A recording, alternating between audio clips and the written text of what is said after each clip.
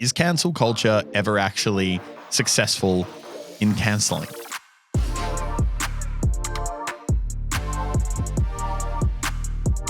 What's up, guys? Welcome back to Watchtime. We are here for another week, your weekly download on everything happening on the internet, pop culture. Stuff. That sounds like an old term now, don't you think? You mean pop like a culture. boomer? Like I sound like a boomer. I'm not I saying feel that like you're anymore. a boomer in a marketing agency. We need to engage in the pop culture. Yeah. Okay, we're not doing pop culture. We're just talking about what's on your Twitter feed, basically. I feel like we have two episodes. We either have episodes where we go like really, really deep on like one, maybe two topics, or there's just weeks where a whole bunch of little stuff happened that's really funny. And I think that's exactly what this week's going to be. There's a lot of stuff to talk about. We're talking about the fight. We're talking about Phase K and the update there. Oh, we're talking so about funny. Dobrik, of course. What would a Watchtime episode be without Dobrik? And we're talking about a few other things. Do we want to start with Phase K? Because I think that's the funniest. I think that's the funniest. So to quickly recap for anyone who missed last week's episode, long story short, there was a very large pump and dump scheme that was exposed. Now, if you don't know what a pump Save and the Kids. Now, if you don't know what a pump and dump scheme is, effectively it's where someone pumps a investment product, in this case cryptocurrency, by encouraging people to buy it, saying this is going to be amazing, this is the next big thing. All their fans buy into it, and then as soon as their fans buy into it, pushing the price up, whoever was the person that pushed it sells all of the asset that they were holding to make a whole bunch of money. Now, basically, someone exposed Phase K as like the main person and a bunch of other people for pump and dumping a cryptocurrency called Save the Kids, and effectively promoting it to their fans and then immediately selling it on day one. And it was so compelling. And it was well, it's like it's a slam dunk. Effectively, all you need to know, and it's the facts are objective at this stage, which is Phase K owned a bunch of the coin, advertised the coin, and then within 5 minutes of the coin actually going public and launching, when the price goes up, he sold the coin. So, and when we did the podcast episode last week, we said Kay hadn't spoken on the fact yet. And we were like, how is he going to come back from this? Is he going to like plead forgiveness? Yeah. Is he going to claim that it's not true? We were like, how is he possibly going to do that? Anyway, he released the video a couple days ago and basically he didn't do that. He didn't do either. I found the video so funny because he was pleading like fully being like, I'm also a victim here. He's like, guys, I lost money on the coin too. We all got scammed. And I'm like, and he's like, there's this other guy who's like the big ringleader behind it, and he screwed us all over. Yeah. And I'm like, okay, here's what it really comes down to. The thing that he refers to is they basically changed the coding of the coin, allowing people to sell vast quantities of the coin as soon as it dropped. Phase K took advantage of that exploit, which he's claiming the other guy who was the scammer put into effect. He took advantage of that to sell all his coin as well. Now, he's coming out now and saying, I lost money too, therefore, I'm not in the wrong. We're all Here's in the this thing. together. Just because you're a shit scammer doesn't mean you're not a scammer. You don't have to make money on your scam for you to be a scammer. You can attempt to scam people. You can do dodgy stuff. And just because you fail at it spectacularly doesn't mean that you didn't do it. Yeah. If I go and I point a gun at someone and try to kill them with a full intent of shooting them and I miss, I'm like, guys, I get it. You're angry because I tried to shoot at you, but like I missed. So like it doesn't matter. Yeah. That is literally what he's doing. He's not denying it. It's not even like that. It's like if you tried to shoot at someone, but the bullet somehow ricocheted and you got hit. Yeah. You're like, guys, I'm the victim. I am hurt. Because literally I am bleeding. there is not a single part of it. And he's also being like, I can't talk about it, which is what everyone always says. Ugh. But he's like, but there's not a single part of the allegations around him getting into the coin early, advertising it to his fans, and then immediately selling, or the fact that it was proven he has a track record of doing this with like 50 other coins. Yeah. No, for any of that, it's just like, guys, I lost money too, so therefore I'm the victim. It's like, no. You had the goal of screwing over your fans. Yeah. Like, but you just sucked at it. It was like a 3-minute video. Honestly, I watched it before we recorded this episode. I said to Elliot, I was like, oh crap, I haven't watched the K video yet. And Elliot was like, honestly, like there's nothing to watch. And I was like, I can't go into the podcast not having watched this. And he was like, literally, it's like nothing. And I watched it and I was like, honestly, that was 3 minutes of my life I'm never going to get back. And it was awful. Literally just like, I'm not confirming anything. I'm not denying anything. I'm hurt. And but he's been we're like, all in this together. There's a mysterious shadowy figure that we're trying to expose. Guys. Also, I fucking love that he's like got this email now in his bio where he's like, if you were a victim of the scam too, please submit your story to this so email. Funny. I'm just like, you're the Messiah now? Like, and then I didn't know this, but you told me just before the podcast, he apparently sent CoffeeZilla, the person who kind of exposed him for all this, a cease and desist, threatening to sue him. Yeah, CoffeeZilla is the one that did the it was nothing short of quite incredible expose on Kay last week. Anyway, Kay's lawyers or whatever sent him a cease and desist, basically saying, we will sue you, stop talking. CoffeeZilla then proceeds to make a video where he reads the cease and desist on video and then exposes Kay for another pump and dump scam. I'm just like, days like this, dude, I bloody love the internet. I just don't get it though. Like when has someone ever been exposed on the internet and then sending the person who exposed them a cease and desist worked? No. That has never worked. It literally never works. It like the level of disconnect there is shocking. It's also just like, bro, read the room. Like, read the room. Read the room. Like what? CoffeeZilla's going to come out and be like, this is not your time. guys, I am very sorry. Like what? CoffeeZilla's never going to do that. He's never going to come out and apologize when he's literally shown that something happened.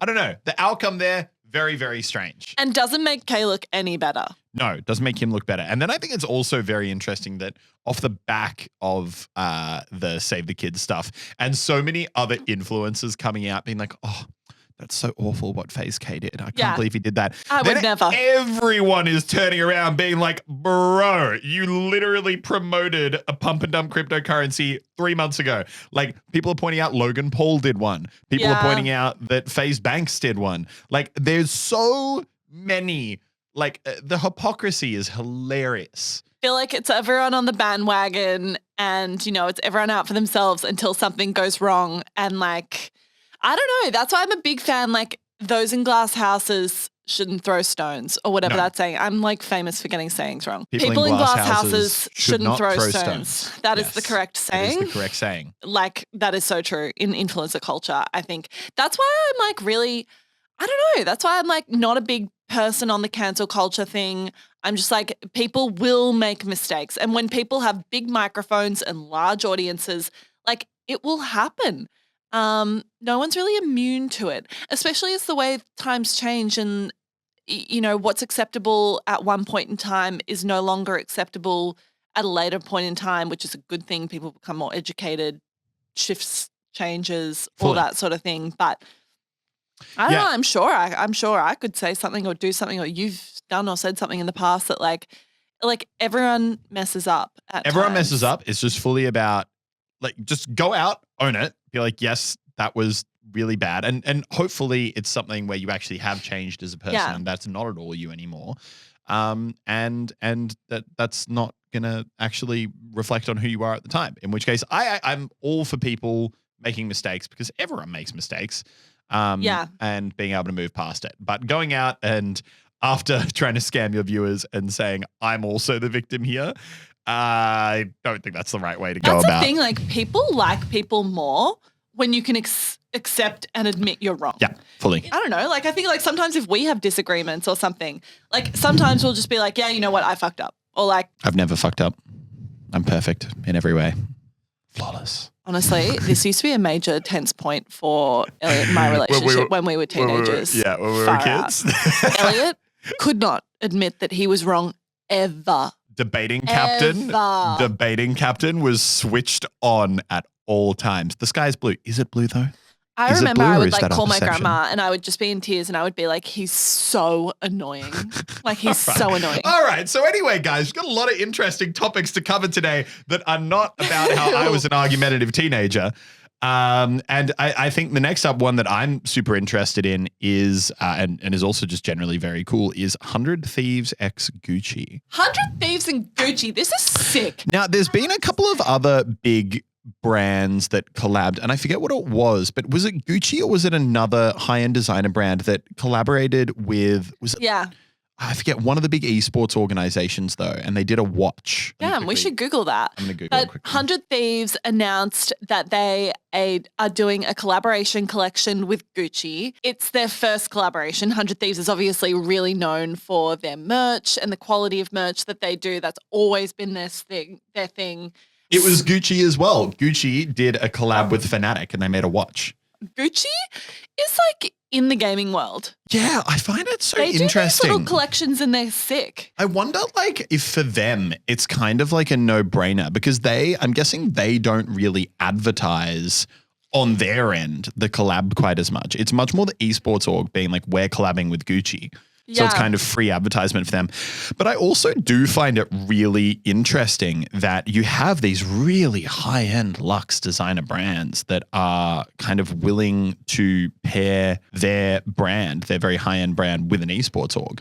But I guess maybe that's a testament to the fact that merchandise, and especially with something like 100 Thieves, has been such a big part of the kind of influencer space and the gaming space and the esports space. And also, like, I think...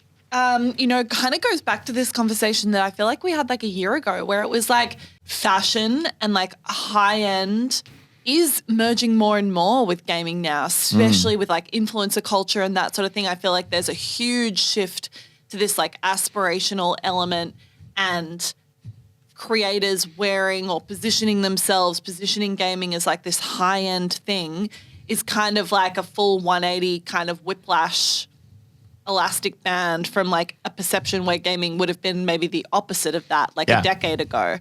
And now it's like this real effort to position it at this point.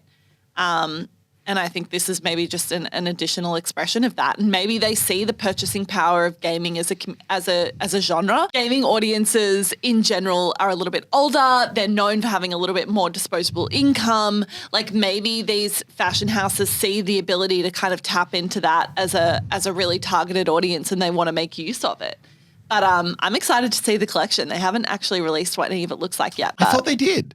I don't think so. I saw something on my Twitter feed this morning, but maybe this morning. Maybe I missed it if it was like recent. Maybe that was fake. But I'm keen and I'm like, I don't know. I don't know if it's kind of like a messed up view to have. Like I see it and I'm just like, I want to support that. Like I want to get behind that. That's gaming. Yeah. That's 100 Thieves. I really like a couple of the people that I know at 100 Thieves. Yeah. Like Gucci, cool, whatever. It's like a moment in time. I think that's like kind of iconic. I'm like, I want to get something from the collection. Yeah. And then I'm like, do I really though? Like, who am I supporting? Like, am I just supporting Gucci, which is owned by like LMVH and like when they do LVMH? These collections, do they price them at like Gucci price levels? Or Yeah, they do. I don't think Gucci would ever discount that. I don't think that would be in Gucci's like thing. If you wanna wear Gucci, you have to be making bad financial decisions. Would you buy something from the collection? Yeah, I would as like a bit of like heritage, like I feel like there's cool things to be like, oh yeah, this was a thing that happened. Yeah, I agree. Which honestly, like I remember just on the topic of merch, I thought was so funny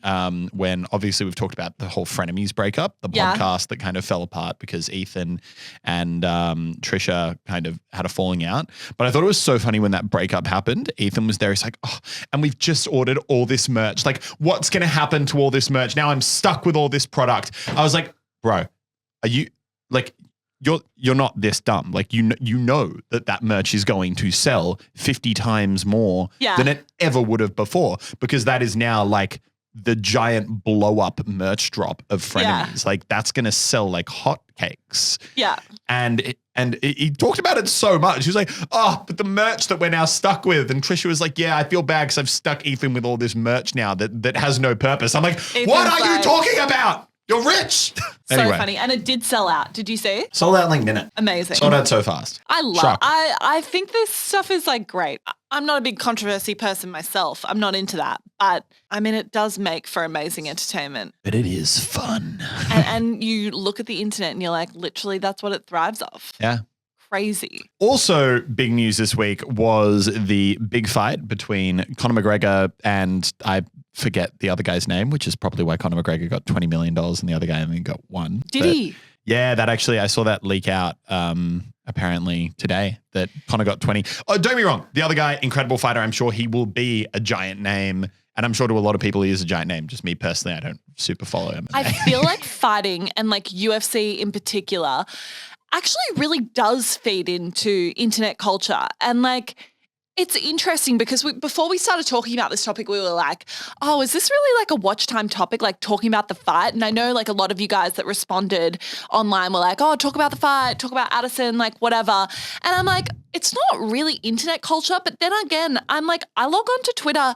It is. What like, I find everywhere. crazy now is when I was watching the show, like the number of times the announcers were, they were talking about like, musicians and actors who were there. Yeah. But they were like, oh yeah, like we got the Nelk boys down here in the audience. Like this Addison Rae coming in, like literally the talking about the guy that, the Aussie guy that like did the shoey. He did it with one of their new Nelk beers. Yeah.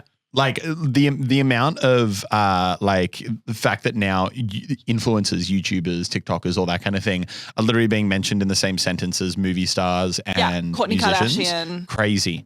Crazy to think that if I had been at that fight, I would have been on the screen for so long. Oh There would have been like, God. my God, Muselk is here, guys. Bloody hell. Muselk is in the building. Very epic. And then Conor McGregor would have said, Yo, I love you. Muselk. Yo, Where we dropping, boy? My leg's pretty broke.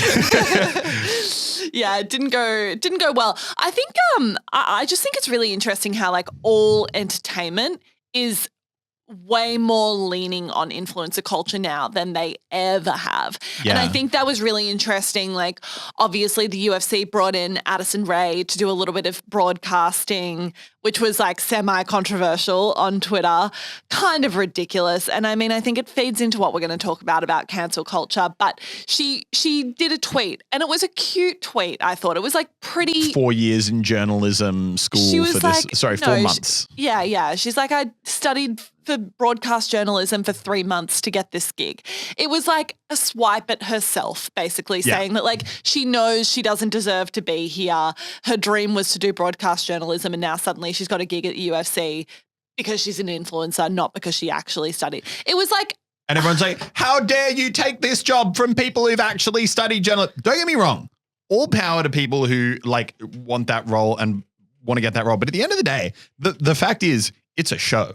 Like that's what the UFC is. The UFC is a show and it is a business, and the business functions by creating entertainment that people are interested in watching and therefore want to buy tickets for. And at the end of the day, they will do anything it takes to get people to click exactly. on it. Like at the end of the day, it doesn't matter if there's someone who spent 5 years doing broadcast journalism and knows how to like do the interview better. If at the end of the day for the UFC, they know that more people are going to be interested in the interview and watch the interview and buy tickets to watch the interview if it's Addison Rae doing the interview. That's just the facts. It might suck. And yes, it might not seem totally fair. But at the end of the day, that's it. And if that is something that Addison Rae is able to bring to the table, she's allowed. That's hers. Yeah. She can do it. Have that success. Go. You go, girl. Kill it. What's she meant to do? Like, this does kind of annoy me sometimes. Like, the internet just basically like got so Gatekeeping. up her for being, entitled and like joking about the fact that she got this and she didn't deserve it and look at the unemployment rate. And it's like, I get it. But also everyone's got to be able to take a bloody joke. Like take a joke.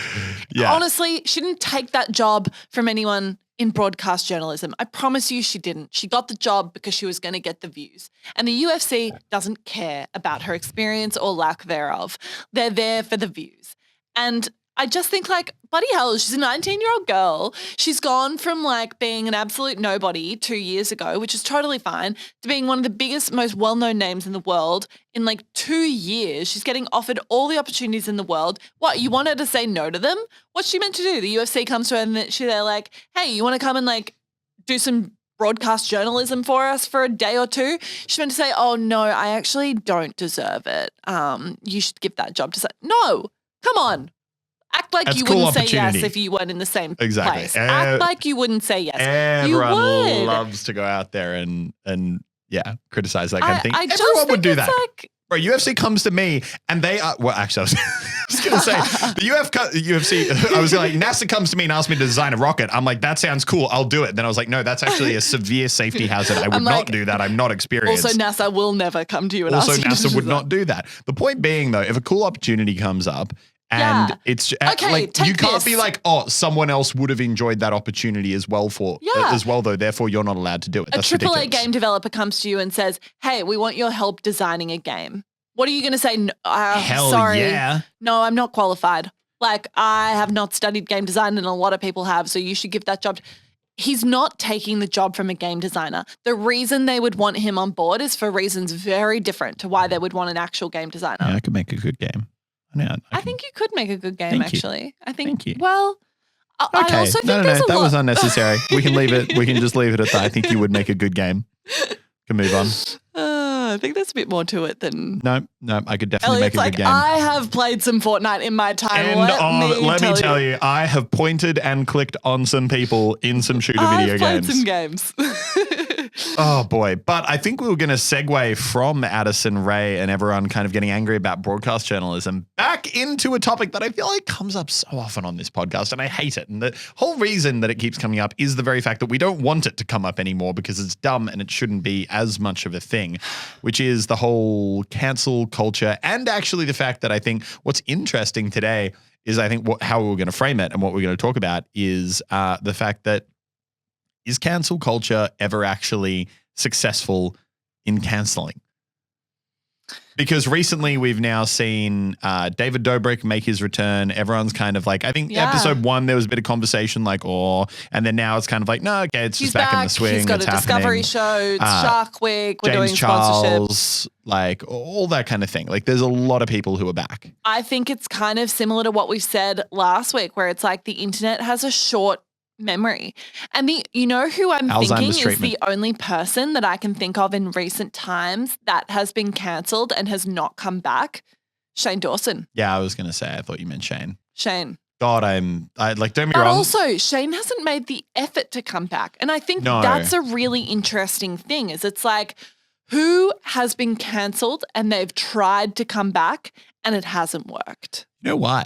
Because he just made so much money off that pallet drop probably and all the sponsorships on those It doco was just episodes. like, chow, chow. It literally is chow chow, which is why the whole time where he was still around, I was saying, and this isn't me. It literally is chow, chow. Again, this is me saying he should fully be allowed to make content. But I remember my constant criticism of him was I was so sick of him crying poor in every bit of content. Oh my God, I've never seen this much money in my life. Shut up. Shut up. You're getting 20 million views on a video with a honey sponsorship. And then you're putting like another sponsorship at the end of the video. Like you're making so much goddamn money. Shut up. Sorry. Anyway, that's my Shane Dawson rant. Whenever that topic comes up, I need to just It does bother me. I think when YouTubers or people that are making really good money try and take advantage of their audience by saying like, oh my God, please buy my palette. Like this is my chance for success, blah, blah, blah. It's like. By all means, like don't brag that you're making a bunch of money, but don't cry poor. No, I think especially it hits on me with that when it's like maybe not everyone knows that. And maybe we know that more because we know how much you're getting paid per view. We know how much like a sponsorship he would be able to sell for would look like. But like maybe his audience doesn't know that or like doesn't quite comprehend it. And so the fact he's crying poor makes it more manipulative. Like I have to say, like I've obviously got issues with Jeffree Star. I don't think he's perfect, but I kind of like that Jeffree Star's like, yes, This is own my a fourth fuck off pink house. car. And like, yes, I own 12 cars and I live my life in like egregious just success. Yeah. I don't mind it. But yeah, I mean, I think the cancel culture thing comes back to like, does the creator want to come back? And I think when they come back, you know, I think people set do get over aside it. a lot of things. But what I hate, I think then is because I think people do ultimately recognize that, like, you're not just going to tell people to go away forever, especially if they're bringing good content. But I do hate that in the moment when the cancel thing happens, like, I just think that should be the takeaway of cancel culture. People know that ultimately the goal is redemption. Ultimately, like, people are flawed, people make mistakes, and it's kind of like if someone's at point A where they've messed up, made a mistake, the conversation needs to be more about how to get to point B, where you've owned that mistake, you've atoned for it, you've apologized, you've shown that you've learnt from the mistake that you've made, and then allowed to like go back to doing what you were doing. And I feel like so much it's just this desire, which like humans are kind of messed up in that way, but like it's just this desire for everyone to grab a club and start beating on someone. And then it's like as soon as they escape the beating, everyone's like, wait, no, we're having fun. Get back. We want to keep hitting you with clubs. So that's what I was going to ask you. I'm like, do you think the people that have overcome their cancelling have overcome it because they've fully owned it, they're not afraid to talk about it, they've apologized a million times and the audience has forgiven them? Or has the audience kind of forgotten? I think it's mostly forgotten over forgiven. Interesting. Like, I think that, and also I just think a lot of people are willing to, if it's an influence that they like most people's audiences are willing to realistically kind of give them quite a bit of generosity, leeway. Like you look at Dream, right? Biggest Minecraft creator. His most recent videos are still getting tens of millions of views. Oh, so and true. even though it's like literally, he never came out and said, I am sorry for cheating. He had like some really weird excuses, and like it is pretty comprehensive, statistically accepted that it is more likely that you would buy 18 lottery tickets in a row and win the major prize on all 18 than it was for him to have what happened. He cheated. And I've never heard anyone do that. He never fully owned it. He kind of had a weird excuse for how it could have happened that didn't really go with him taking responsibility. But at the end of the day, people don't care because people like the content. People want to keep watching. Like, and he's a good Minecraft player, so they're going to enjoy it. So I think that I do think it sometimes depends on someone's audience. And I do think that people will, like, you can lose. Maybe there's like 10% of your audience that will actually care. But a lot of the time, here's the thing, like 10% of your existing audience might be like, I don't like what they did. I'm not going to watch them and support them anymore, and leave. But from the general conversation that's generated by whatever this drama is, you're introducing your content to a huge new audience of people who are like, oh, who's blah, blah. Didn't know about them before. I'm going to go watch them. Oh my, bro, these videos are sick. And then they watch through all of David Dobrik's content. And they're like, my God, this guy actually makes objectively entertaining content. I think there's also an element where, you know, it's like what we touched on earlier, like whether you want to admit it or not, like people love the controversy. They love like, I think people like a function of the internet and a function of entertainment being this kind of voyeuristic look into people's lives that they might not live or might not want to live even, but they still find it fascinating. Like I'm even thinking like a lot of times people might not agree. They might say like, hey, this person's really bad. They should be cancelled, but they want to watch still. They want to watch. It's like a train wreck, you know, you want to keep tuning in. So it's like they might be cancelled, but what does that mean? Like cancelled doesn't necessarily mean no one's going to watch your content. If anything, I feel like, you Sometimes know, more. Logan's popularity, has he gotten more viewership since when he came back from his incident? Like Definitely his overall career has gone up. Yeah, his career's gone up, but I feel like at the height of the incident, people were talking about him more than ever. It wasn't like, oh, you're cancelled, we're not talking about you anymore. So for those of you wondering how to become the next big social media influencer, just do some really dodgy stuff and that'll boost you up in the charts. It's kind of sad, but like it is kind of true. Yeah. I think the most... Just enough controversy that everyone talks about it, but you can still come back from it. Yeah, I don't suggest that as a method, but I do think like there's an element of it where it's like... There can be benefits to being cancelled. It's entertainment. It is entertainment. It's entertainment and it's real people's lives, which is scary, but the reality of it all. All right. Well, to round out the episode, we're going to be answering 2 community submitted questions that we've had come in, which I believe Grace is going to read out now. And then Sorry, I just opened the question thing and the first question I see is, after watching some of his challenge videos, is Musalk mentally okay? No, not for years now. Definitely not the last year. My God. Oh, dear. Okay, here's a question I think is interesting. Was starting the boys an intimidating idea after having the Click channel end?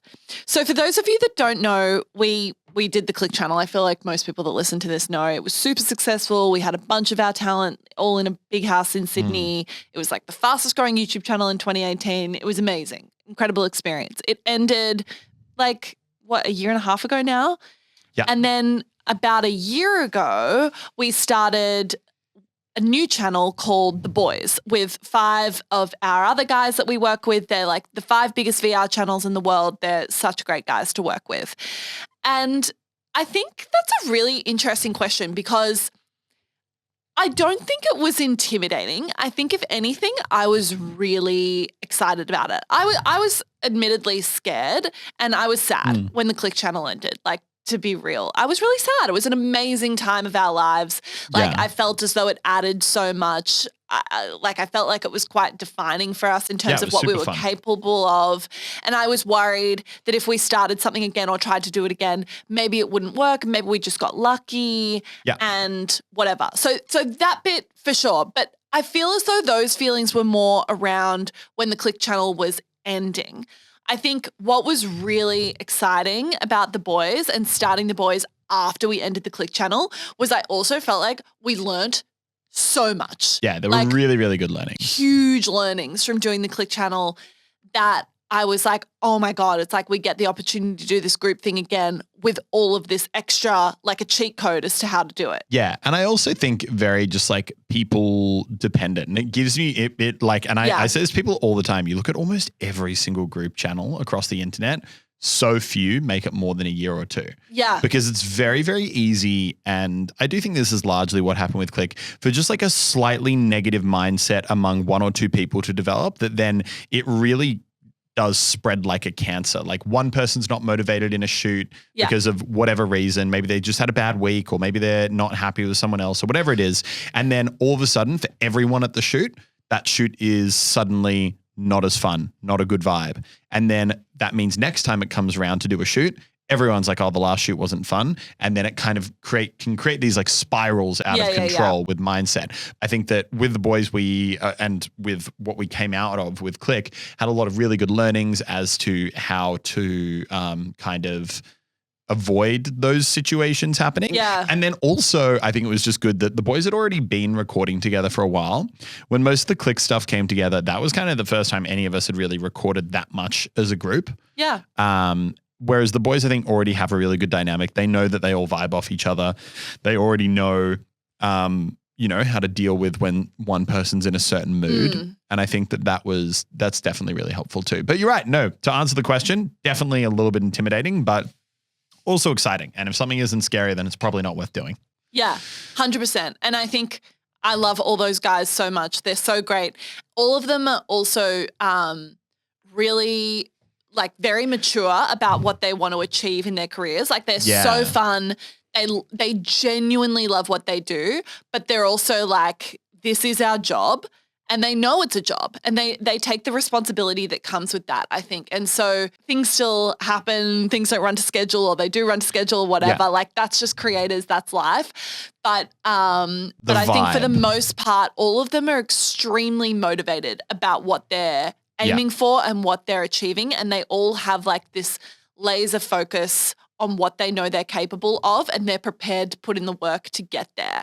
And I think that's why I love working with them. I think they're just a great group of guys.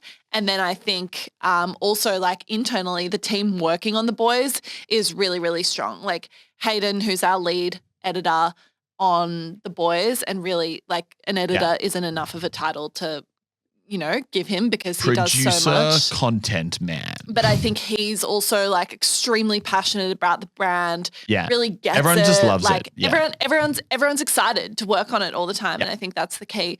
So I love it. It's an absolute highlight. And then the last question, Elliot, is what was your biggest fight ever? And did being siblings help solve it? So I don't know, I was like, have you got something in mind here? I actually don't have something in mind for like our me biggest. coming into your room as a 14-year-old boy. I don't know. I don't have something in mind for our biggest fight ever, which is probably a good thing. I mean, we have disagreements, but I would say considering the fact we see, I think as adults, our sibling relationship is like quite unusual. Like we're very close. Elliot knows me better than anyone probably, and we work together a lot. Like for a lot of people, I think that could cause more tension. Like sometimes when I say to people like, oh yeah, I work with my brother, people are like, oh my God. Yeah. But I actually feel like being No, it's siblings really helps us work together. And I would say the biggest thing beyond being siblings that helps not have conflict is I think we both have very different skill sets. And I think we both deeply respect the other person's skill set. In terms of like what it brings to whatever the discussion is, if it's like work or business or whatever, you know, like if it comes to, you know, ideation for YouTube and creative stuff, that's normally more in my ballpark. And then in terms of operating a business and actually doing businessy proper adult things, that tends to be more in Grace's ballpark. Yeah. So it really does help kind of, and I think when we do have a disagreement, sometimes we go back and forth on it, which is fine. But normally I think there's enough mutual respect there. I think we both have different skill sets, but we both know we need each other to make our overall goals happen. Yeah. So generally, if we have a disagreement, well, firstly, I would say we don't disagree that often because if we are unsure on something or we like maybe don't understand, if it's something that's like creative or to do with like talent or something like that, if Elliot has a really strong opinion, I'll generally go with that because I trust and I respect that like he knows more about that than me.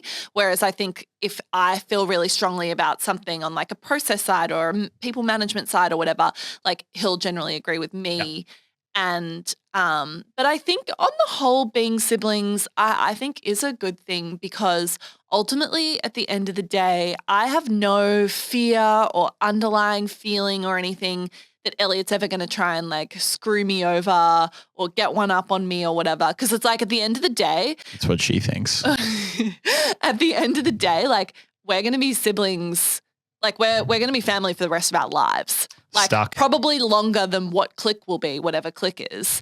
So at the end of the day, obviously I want Elliot to have a good life. I want him to be happy. I think he wants the same for me. So like generally if we have a disagreement about like work or whatever, we can get over it pretty quickly because it's like, well, what are we going to do? Like, not be brother and sister. Not be brother and sister. Like, what are we going to never speak to each other again? Like, that's a little unrealistic. Yeah, definitely. So it's just like, may as well get over it. And I think both of us like aren't super conflict people. I think more so now we can like see the forest for the trees and be like, I'd rather be on good terms than bad terms. So definitely. Alrighty. Well, thank you, everybody, for coming to the episode today. We hope you enjoyed. If you have anything you want us to tackle next week or any questions, let us know. Leave a comment or join our Instagram page and then send it to us there. Thank you for watching, and we'll see you in the next week. Bye-bye.